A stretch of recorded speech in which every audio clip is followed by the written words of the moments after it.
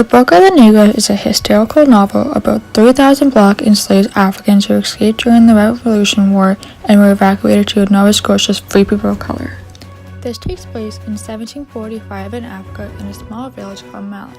The village was surrounded by Bayou slave captors who caught several Negroes and forced to walk for 3 months hooked on chains in a line of prisoners to walk to the sea on the other side of the world.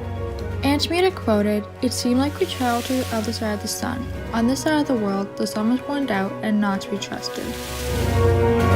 Antimita is an 11-year-old girl who was snatched from her village. She was in a forest and forced to watch the slave catchers take the life of her parents. Antimita, along with others who were thrown on ships to be sold as slaves. Women in danger of rape and abuse, they ended up in South Carolina months later and put into an auction to be sold as a new life as a slave. When they arrived, her new plant owner was named Appley. He is a mean and abusive character who believes he gets what he wants whenever. He treated Antimita with disrespect and constantly abused her. Antimita was always told by his maid, Georgia, to never be left alone with him. Appley always made harassments and never made her feel miserable.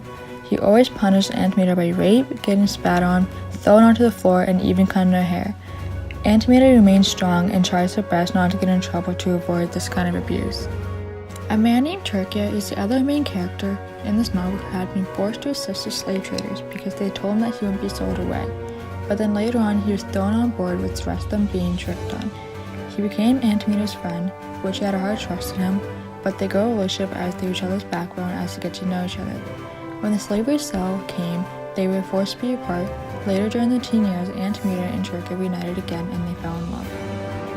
As Appley found out that Antimita had been continuing a relationship with Turkia, she was told that she could not because she was his property and the only thing that she should be doing. He learned, and the punishment for that was constantly raping her and for her to do more work. Antimita married Turkia and they had their first child together. Appley gave up knowing that he couldn't break her spirit. He conceived that Antimita and her baby would be sold separately. He sold Antimita to the Lindos, where she loved her life again, but she never saw her son again. Throughout the novel, Lindo and Antimita grow a close relationship. They allowed Antimita to read and write and to see her husband. Lindo makes her pay some of the money that she gets from being a midwife. After she's Turkia one day, she finds out Lindo helped arrange the selling of her son with Appley to the Witherspoons, and throughout, her son later on died. Antimita, knowing that, it ruins the relationship and completely changes everything. After finding that out, Antimita sneaks off and runs away from the Lindo household and works as a teacher and continues being a midwife. She helps other Negroes to read and write. It symbolized that she can always carry hope on her back. It's an act of innocence of light towards the death of her son, who she never got to watch grow. Her son's death symbolizes the opposite of despair of death. There are various themes in this novel. The tree of chosen is family and pain. Family plays a huge role in this novel because Antimita loses the loved ones slowly one by one. She becomes independent. Antimita perhaps goes through a lot of pain and shares her struggles. Pain and suffering emotions play out the whole time, physically and emotionally. For example, when she lost her children, she quoted, "Phantom limbs, lost but still attach me, gone but still painful."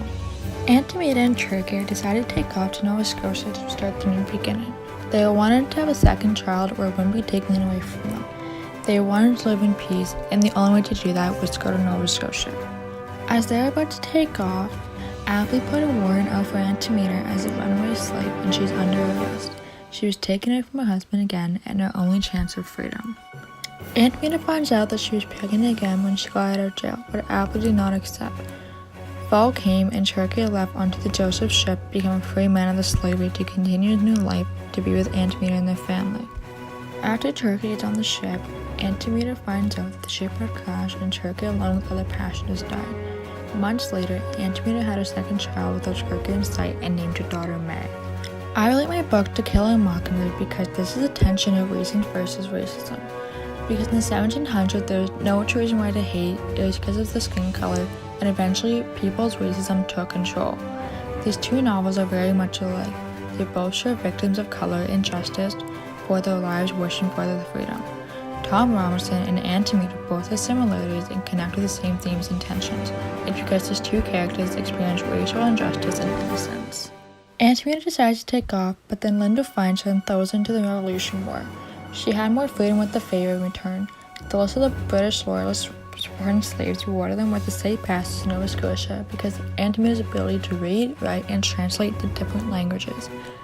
Aunt Amita is hired to record the names in the book, which she had wrote the Book of the Negroes during the time of working for them to write her story. As years go by, Aunt Amita takes Clarkson's offer to help the other enslaved escape. Aunt Amita finds herself going one more time to England to talk with the account of her life to help abolish the slave trade. She published her life story at schools and churches. She is eventually reunited with her daughter May 18 years later after being kidnapped from Aunt Amita. Her daughter May had been working as a servant in London and managed to escape out of it years later. After Aunt Amita finding her daughter, they finally go back to Nova Scotia where they started their new life again.